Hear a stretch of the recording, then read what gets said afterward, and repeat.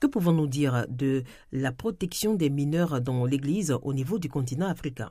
De ce que j'ai pu observer, en tout cas, je pense qu'il y a une volonté de certains pays, de certaines conférences épiscopales, de pouvoir avancer sur cette question, de pouvoir se laisser interpeller et de pouvoir adopter des réflexes, des bons réflexes sur la sauvegarde et sur la culture de la sauvegarde.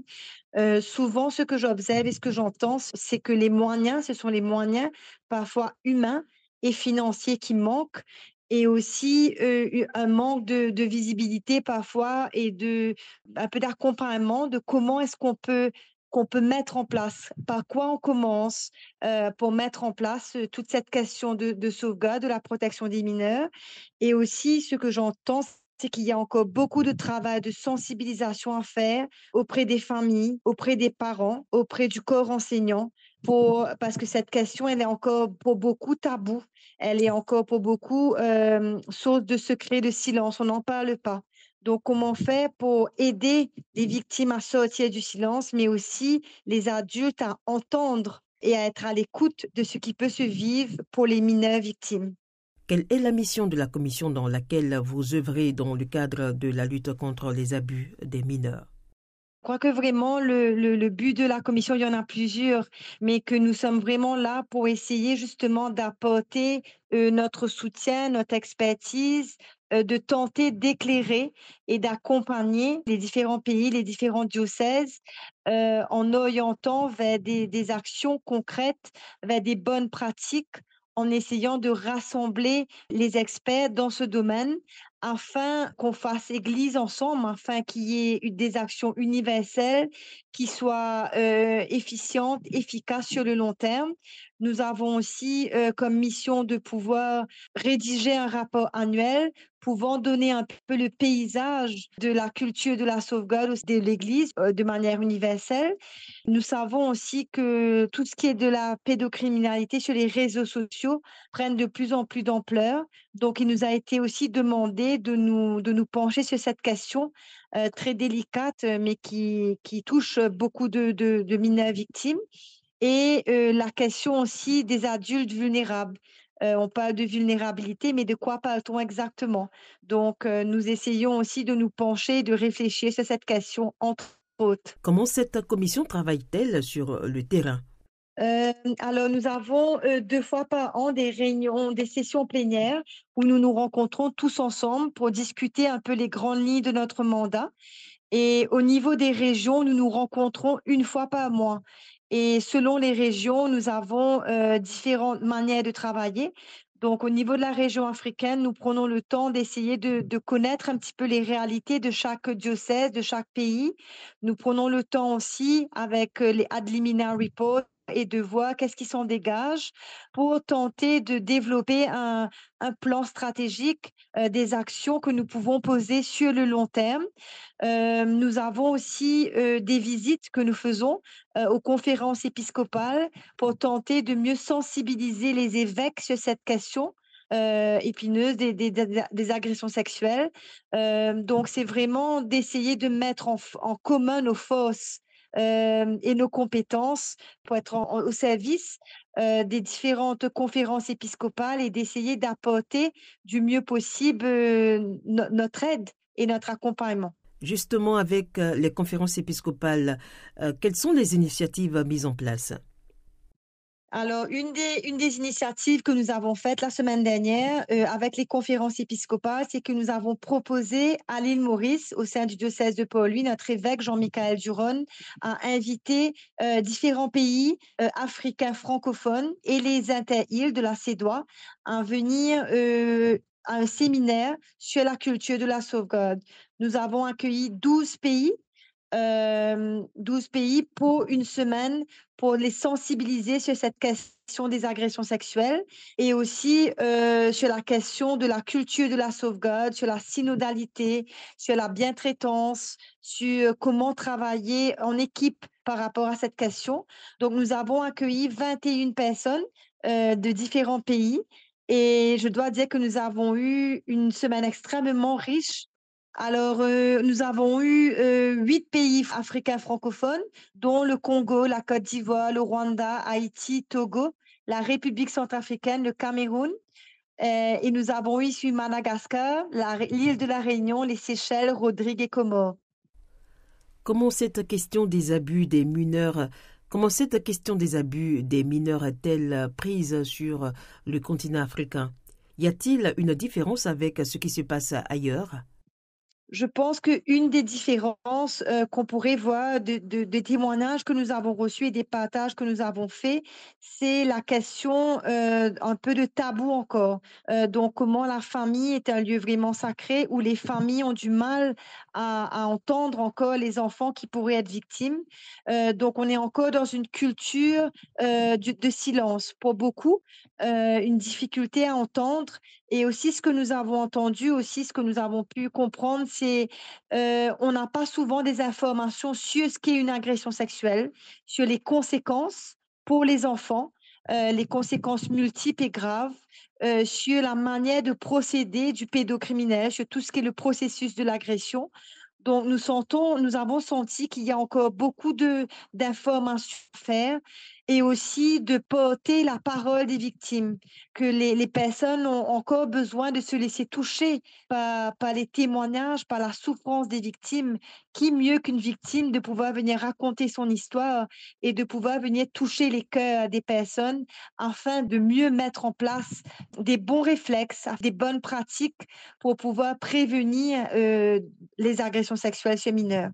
La question culturelle est-elle prise en compte dans cette lutte contre les abus des mineurs? La question culturelle est-elle prise en compte? Bien sûr, parce qu'il y a quelque chose, bien sûr, d'universel autour de ce qu'est une agression. Et ensuite, nous avons vraiment le souci en tant que membre de la commission pontificale et en tant que personne humaine, en tant qu'expert dans le domaine, de pouvoir rejoindre les gens là où ils sont. La culture, c'est ce qui fait du sens pour la personne, donc d'essayer de vraiment rentrer dans la réalité, dans ce qui fait sens pour ces personnes, pour essayer de les amener à réfléchir, pour essayer de les amener à les toucher. Mais la question culturelle, elle a tout son sens parce que c'est vraiment là qu'il faut rejoindre les personnes, dans ce qui fait sens pour eux, pas dans ce qui fait sens pour nous, même s'il y a des choses qui restent importantes.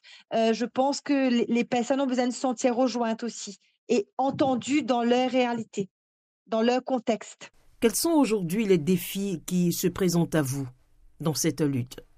Je pense qu'il y en a plusieurs, mais je pense qu'un des grands défis serait de pouvoir vraiment, sensibiliser les évêques, à travers toutes les conférences épiscopales sur l'importance de pouvoir œuvrer vers une culture de sauvegarde. Nous avons vraiment le souci d'aller les rejoindre justement et de leur parler, de les écouter aussi par rapport à ce qu'ils vivent. Ça, c'est un grand défi. Je pense qu'un autre, ce serait de continuer à œuvrer, à sensibiliser sur cette question avec des campagnes, avec, de faire porter la voix des victimes, d'avoir des victimes qui peuvent témoigner, qui peuvent parler et partager pour sortir de cette culture du silence et de pouvoir faire véhiculer la parole autour de ces agressions sexuelles qui souvent, trop souvent, tuent. Que peut-on comprendre par culture de la sauvegarde? Alors, nous avons abordé, nous, au cours de la semaine, la culture de la sauvegarde. Ça veut dire quel bon réflexe que nous pouvons adopter.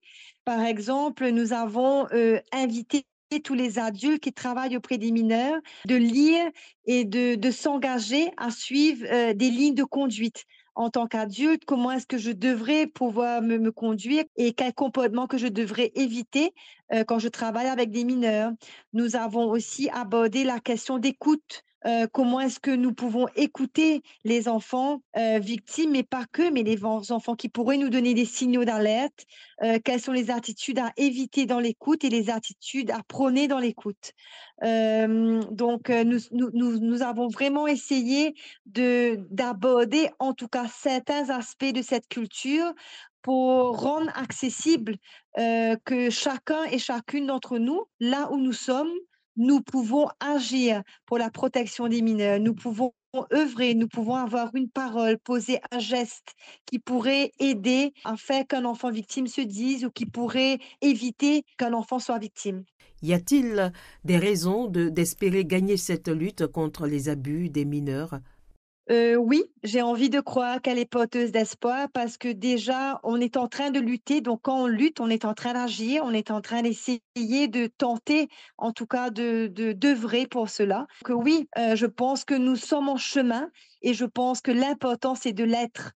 C'est de ne pas s'asseoir et de croire que ça va venir, mais que chacun d'entre nous, nous nous mettions en route. Et moi, j'ai grand espoir et je pense que c'est une chose qu'il faut toujours avoir, c'est l'espérance parce que c'est dedans que nous pouvons avancer. C'est en gardant confiance et espérance.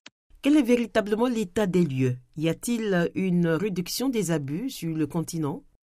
Alors, je pense que c'est une bonne question auquel nous n'avons pas de réponse claire. On n'a pas toujours les données justes par rapport à l'état des lieux des victimes d'agressions sexuelles. Nous savons que nous, disons à l'île Maurice, les cas qui sont rapportés sont seulement les cas qui sont rapportés. Donc, il y a énormément de cas qui ne le sont pas, de par les instances, de par la qualité des instances de protection, de par les lois, de par le tabou dans les familles, de par la difficulté à porter la parole jusqu'à la justice. Donc, je pense que nous avons à ce niveau besoin de plus de recherche, besoin d'avoir des états des lieux, des situations d'enfants qui sont réellement victimes pour pouvoir faire ce bilan. Nous espérons dans quelques années refaire le bilan pour voir comment est-ce que les cas ont été traités, mais aussi est-ce qu'on peut observer qu'il y a une diminution peut-être au niveau des enfants victimes. Quelles sont vos perspectives?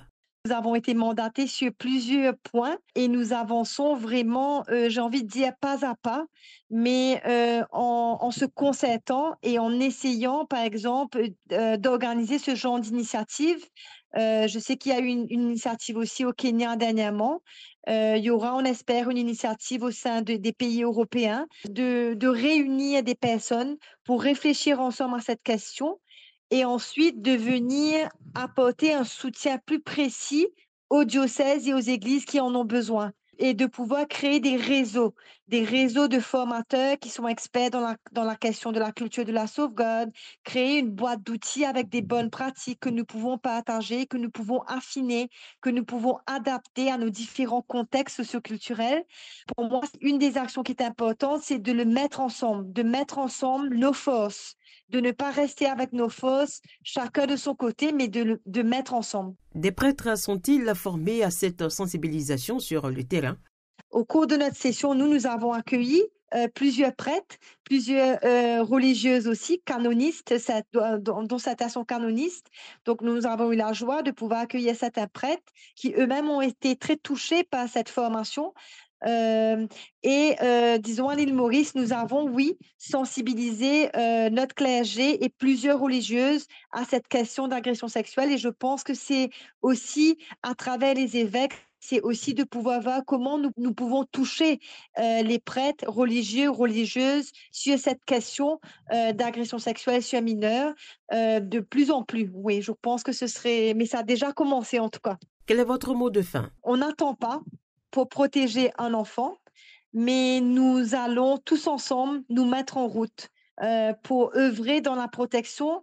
Chacun de là où nous sommes, chacun à la place que nous sommes, nous pouvons contribuer à la culture de la sauvegarde, à une meilleure protection de l'enfant, à un meilleur accompagnement pour ces enfants victimes, pour les familles. Il ne faut pas oublier les familles aussi qui sont aussi victimes souvent et tout ce qui entoure l'enfant. Donc c'est vraiment pour moi se mettre ensemble pour œuvrer à cette protection.